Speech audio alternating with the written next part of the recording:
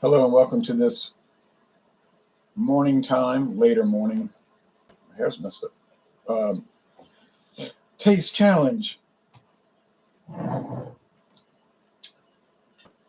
We have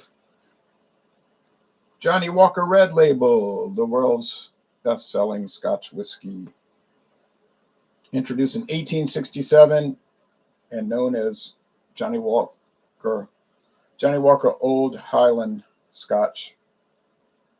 And then in 1909, it was rebranded as Johnnie Walker Red Label, and the Old Highland 12 year was relabeled as Johnnie Walker Black Label. But it's kind of like Miller beer, Fred Miller lager from 1855 to 1903.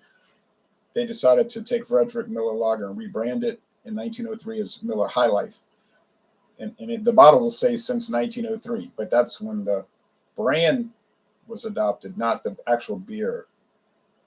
So a little confusing with these. Now the competitor is Glen Logie or Glen Logie. And they're showing the Glen Logie. Apparently it's just like Valley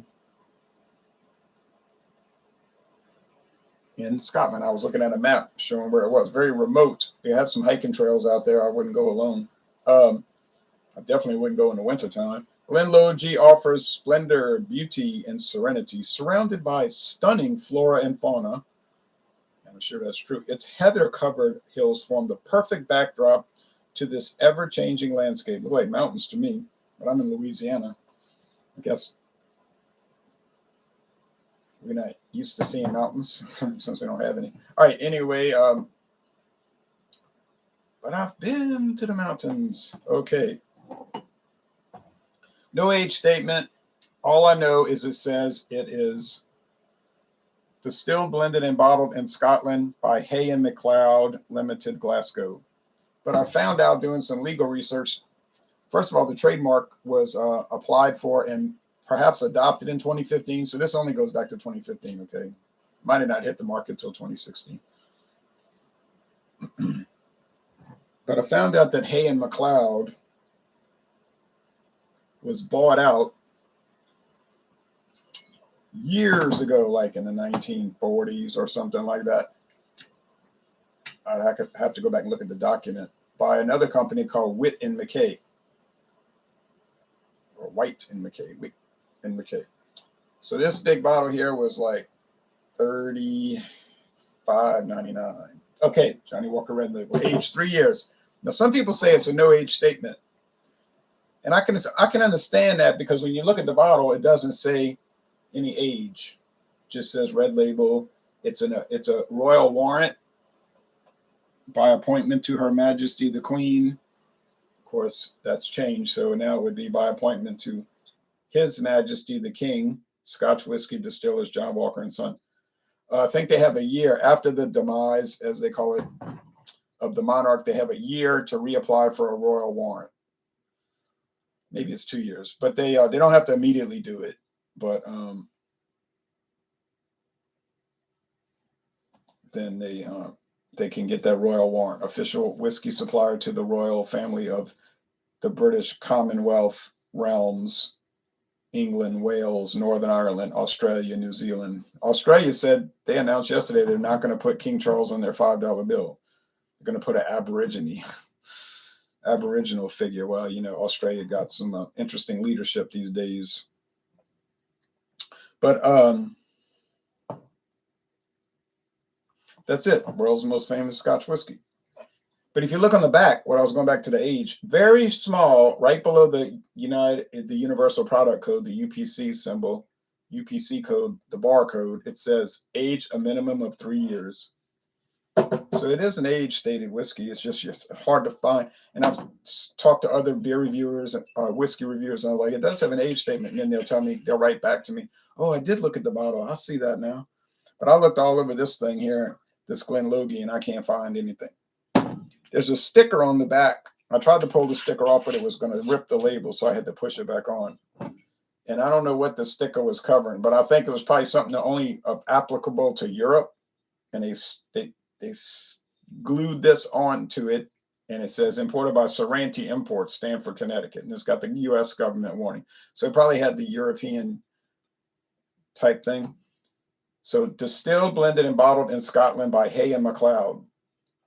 But it's really Witt and Mackay, who make their own brand of Scotch. So if you look on the Witt and Mackay website, Witt and Mackay Limited, they don't list this product.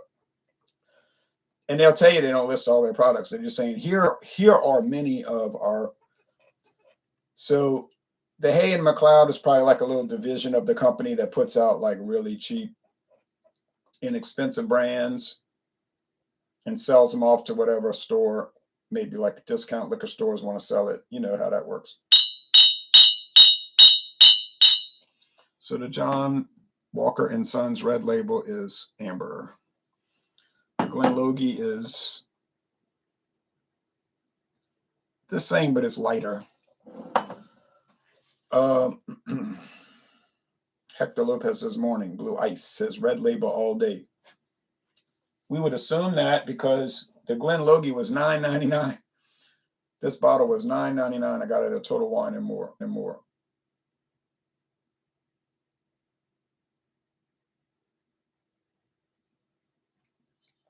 Now, could it be a Total Wine house brand, like a private label?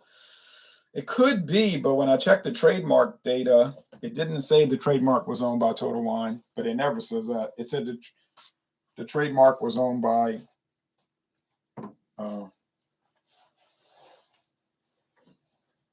Hay and MacLeod or some other kind of shell company name, somebody else. But that doesn't really matter because I don't really think there are technically any Total Wine and More private labels. I just think they deal with a lot of odd stuff that they make deals with these big companies and they're like, we'll sell it. You will? And so they put it out there, and it's so obscure. You say, well, but that's their brand. But it might just be that it's so cheap, that they're selling it. And so, because I bought some other stuff from them where I read people saying, oh, that's a Total Wine private label. But then I come to find out what it isn't. And I've seen some of that stuff at other stores. So, well, I know Star gas station and liquor store in Kenner, Louisiana is not Total Wine. And I know Discount Depot is now Total Wine. So a lot of times it seems that way. But you say, well, ultimately, though, it doesn't matter, does it? No, it doesn't, because Glen Logie is so obscure that you're probably never going to see it. But you might see it at Total Wine, but they don't have it anymore over here. They had it for $9.99. So when the economy started going down in 2022, people bought it all. Every cheap product they had, people bought it. Whoop, including me. $9.99 bottle. They had the Sir Edward for $9.99, and I said, next time I'm gonna get that cheap one. And I went back and it jumped $3 to $12.99. I said, you little rats. And then they have all these other Sir Edward varieties. Oh well, that's the way it goes, I guess. It's no tragedy.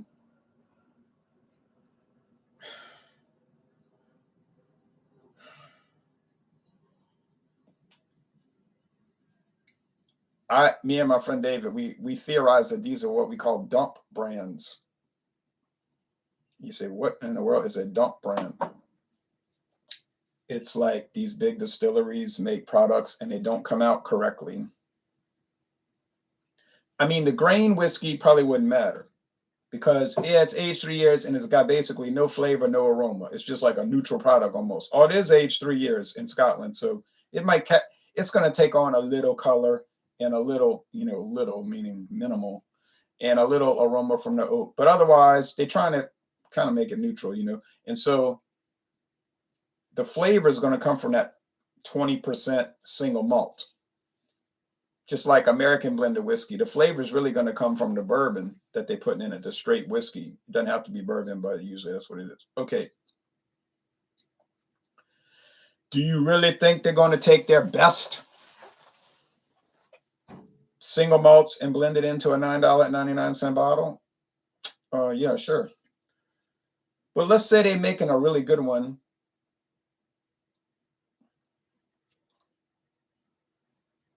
Like the Dalmore. What if you look on Whit and McKay website, they show all their single malts. Dalmore and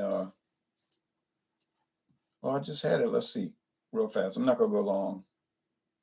Our brands, Whit and McKay.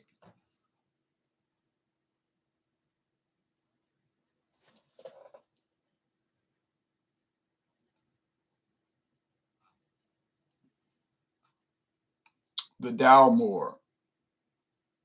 Jura. Oh yeah, that's right. They own Jura. I forgot about that. They bought the Jura distillery. Tamnabulin, Speyside single malt double cast. Fettercairn. Okay, so let's look at Fettercairn, founded in 1824 by Sir Alexander Ramsay.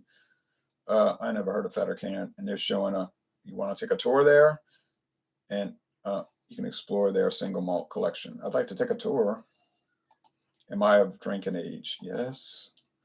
So let's just take an example. Fettercairn. Core collection. Let's take their basic 12-year-old.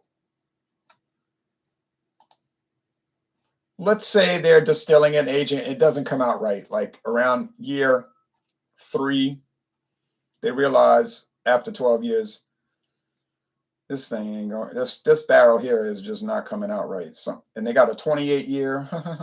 Okay, that's just a core collection. That's not the real spiffy collection. So let's say they realize this junk is just, and they tell you that at like other distilleries when I've taken tours that every barrel doesn't come out. Now sometimes they can blend the different barrels and get their little template, within that tolerance range and say, okay, that's Jack Daniels. But if it goes outside of that, and they say, you say they're just dumping it down the drain, huh? Yeah, they just not going to dump it down the drain. No, they're going to blend it into something like this. And they probably do that in Scotland. You say, ain't nobody going to complain for $9.99. Exactly. You might say, smell kind of funny. Tastes kind of peculiar. Yeah. But you say, I only paid $9.99. Who cares? Right. Get it?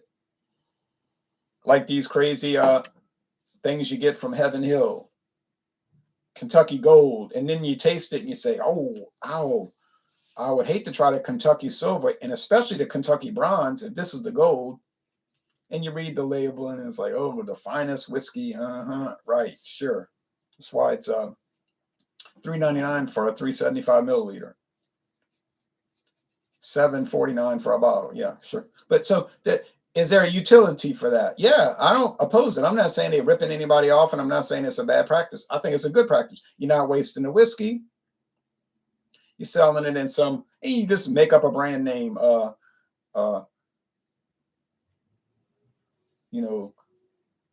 Legend of Scotland, blended Irish whiskey for discerning whiskey drinkers since 1989 or whatever, whatever you want to say. And people are going to buy it if it's cheap. And if the economy is bad, like right now, they'll buy more of it. So enough of that talk, but I think you get the point. But maybe it won't taste off. Maybe they'll win. Maybe they'll beat Johnnie Walker. I think I'm getting a little smoke on the nose over here. And I know that Johnnie Walker got that smoke. Over here, I'm getting like cardboard and honey.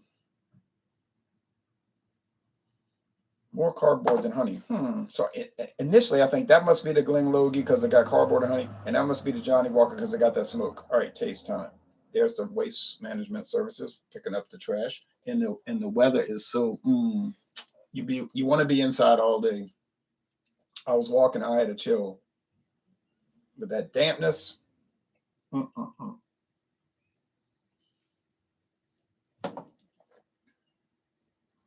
you might say it's drinking weather. It's tasting weather. We don't like to use those kind of terms. We don't say drinking. Oh, look, we drinking. Would never encourage any such ridiculousness and really badness. We say tasting weather, taste challenge weather. You say, what about multiple taste challenge weather? Well, if it doesn't clear up. Okay, I'm getting smoke.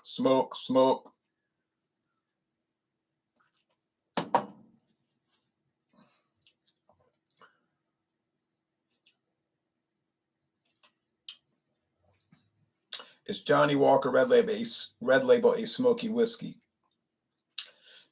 It is a smoky whiskey in a low level presentation. In other words, you get it, but it's so mellow. Like the presentation you get from the smoke is just, it's at the bottom of the taste. It's just there, but you can kind of detect it. So it's just a low level of smoke.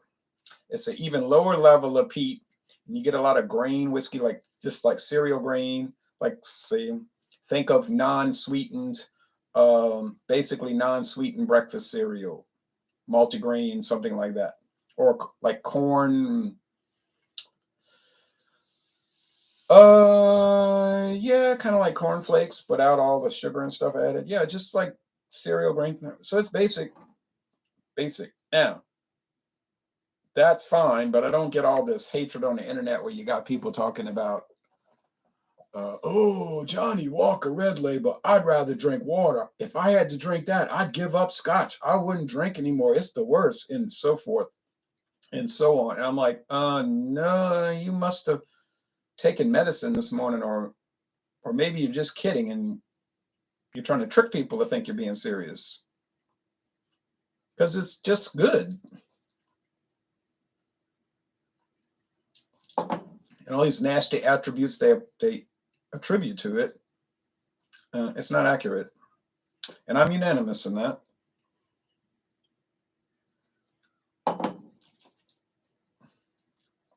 Now this thing over here.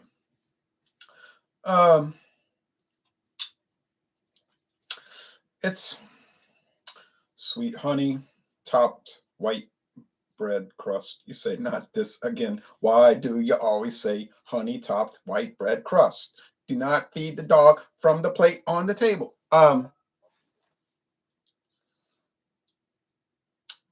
Well, I'll tell you a little secret, but don't repeat it. I say that because they always taste like that. It's just the flavor. Now, there's some little individualized things going on with them that differentiate a little bit.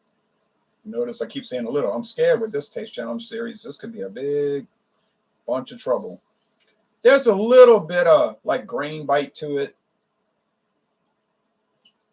You know, like I say, cereal grain, a little melon. Sometimes with these inexpensive blended whiskeys, even if they're from Kentucky or Scotland, whatever, they have this like melon flavor, like honeydew melon or something. Now you might say, well, I love honeydew melon. Give me that $9.99 Scotch. It would really work for you, probably. It's just kind of bland, but I can't say it has off-putting flavors or anything repellent. I read some of these reviews. I like, oh, well, they must have got a different bottle than me, because it tasted nothing like these reviews were just unreal. Now, some people like this. Some people said it tastes good to me. I'm going to keep buying it. Simple as that. Like, I tried it. We liked it. They just drop it. Go on. It's usually the ones that's like hate it. They really like hysterical about it. And the guy was like, oh, it's so bad. It's so terribly bad. The horror. And I'm like tasting it. And I'm thinking, this is going to be interesting, because if it tastes that bad, you almost want it to taste that bad. Then you could say, oh, there's going to be some great videos, and just be saying, oh, it is so bad, and all of that kind of like more, like a morbid humor type of thing. But then it doesn't. Then you taste it and it's like, I don't know what these people are talking about.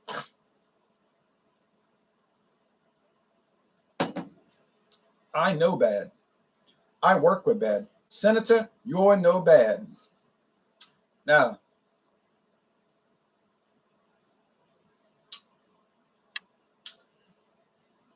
is Johnnie Walker.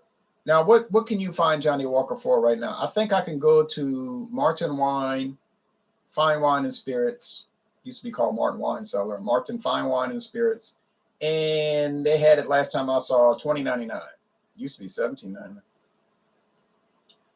$20.99 versus $9.99.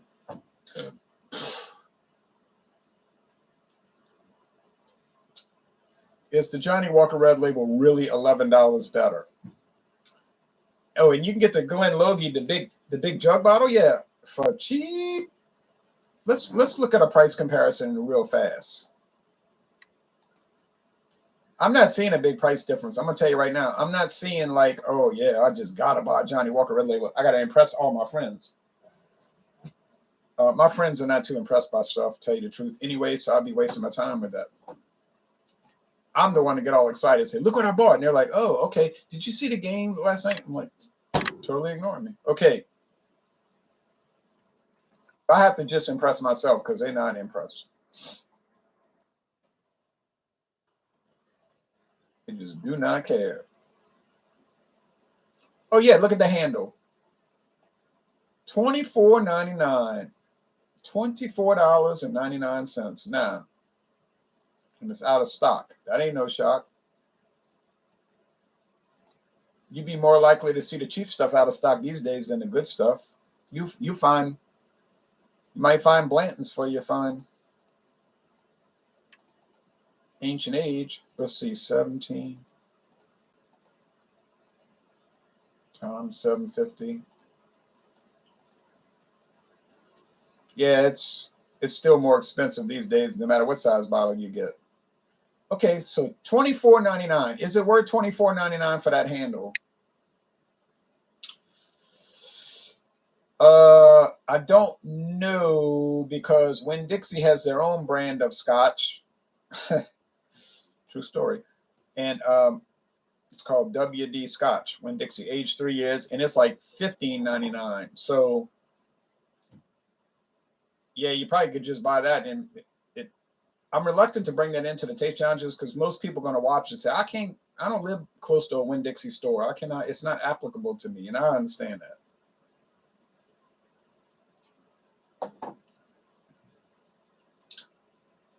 But that's not the question, is it? The question is it worth, okay, so we said $24.99.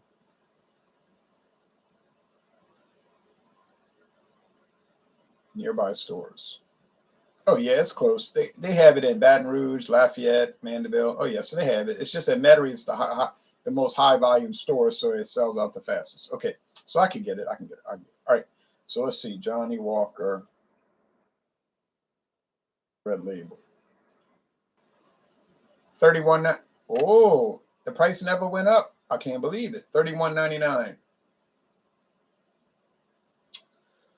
$7.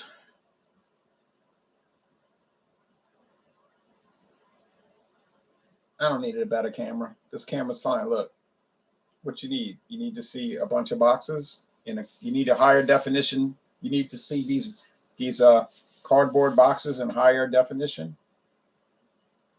For what? It's cardboard. It's white boxes. Some of them are faded from age or colored. What you need to see a bunch of old beer bottles, beer collection, in high def for what? It's a radio show, so you listen to this. So you can watch this, so you can see a shirt I'm wearing that's too large. It doesn't really fit. My hair is messed up because I was wearing that Pabst Blue Ribbon cap. That's what you need to see? Nah. You don't need to see that in high def because you're not seeing nothing. I'm sorry for the bad English. You're not seeing anything particularly interesting. I bought a high def camera from Walmart. The thing, I hooked it up, the audio wouldn't work. It was clear. Oh, yes. No audio. I brought it back and said audio didn't work. Okay. They said, okay, gave me my money back.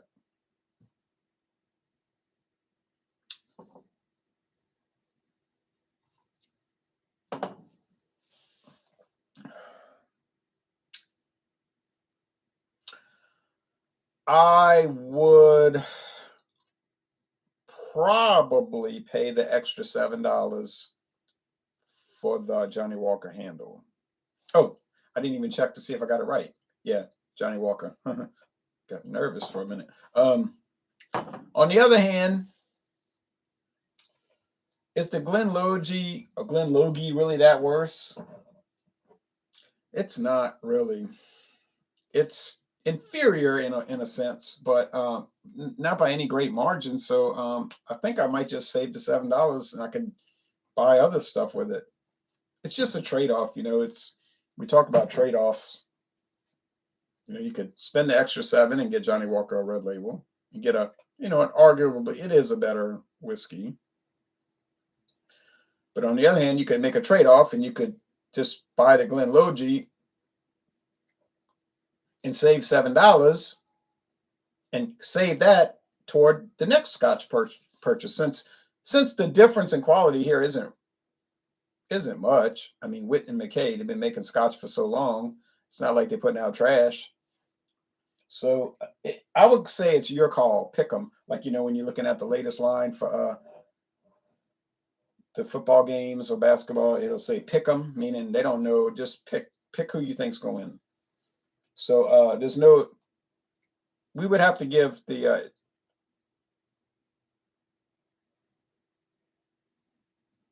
Johnnie Walker would be the favorite. Gonna lay the, but I don't know if I'm willing to lay the points because I think the Glen the final point I'm trying to make. I think the Glen Logie is okay. Nothing great. Is it something you need to run down and try? No. Are you going to miss anything if you don't try it? No. Is that unusual? No. Are there a lot of Scotch whiskeys like this that they're good, pretty good, you enjoy it, that nobody needs to really buy? Yeah, like thousands. Am I sorry that I bought it? No. Would I buy it again? Probably. Would I recommend it? Well, yeah, if you have that same framework that you're just trying to buy something really cheap that's not offensive, sure, I'd recommend it. Is it something you'd recommend for just deep speculative? I want to really get into Scotch, man. Obviously not. So if you can look at these things with the proper perspective, I think you can avoid a lot of trouble and you can gain a lot of insight. So who's the winner here and who's the loser? I would not feel comfortable saying that there's a winner and a loser. Okay, well, maybe, okay, Johnnie Walker is a winner, is the winner, but only in a specific sense, only in a certain context. So it wins within a certain context. But a contextual winner. But you could make a strong argument for Glen Logie versus Johnnie Walker. And I have a feeling that that's going to be the case for many of these taste challenges. It won't be the case for Johnnie Walker Double Black. I mean, it's going to be obvious a mismatch, and you really would want to pay the extra 40. You would want to pay $44.95 for the Double Black. What about the Johnnie Walker Gold Label Reserve? Once again, there's not going to be any kind of real competition. Cannot happen.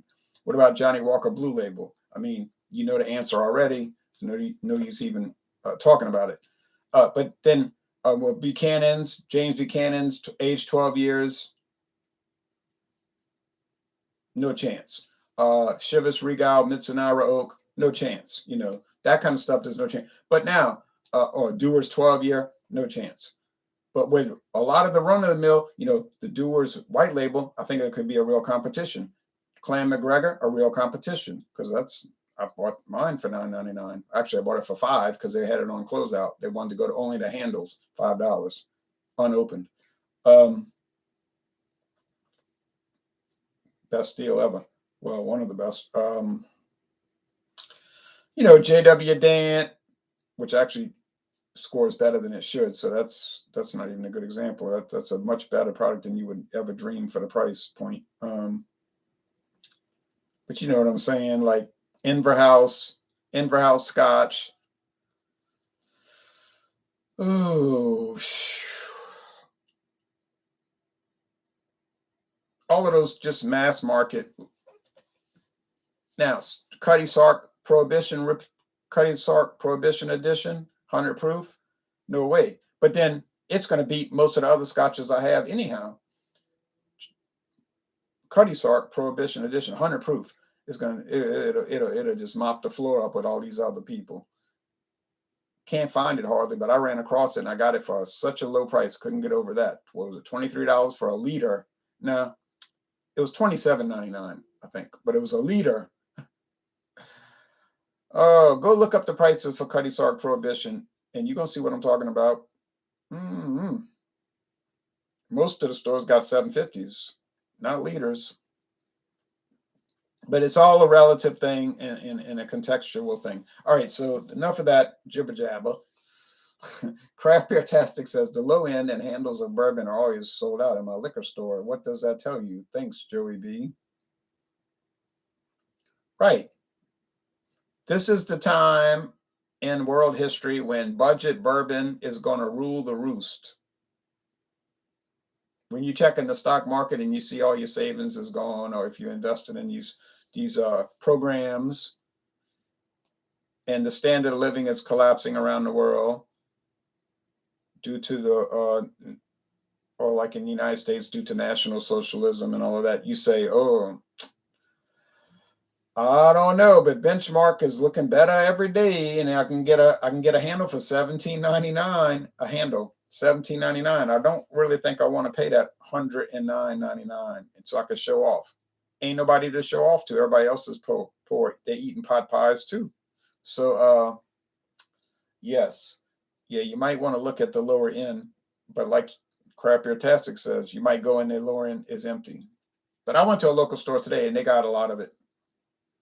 Canadian Hunter, good price. 10 High blended bourbon still had a really good price on that. Old Crow wasn't a terrible price, $19.99. And then you can say they're not bad. All right, well, thanks everybody. Y'all take care now.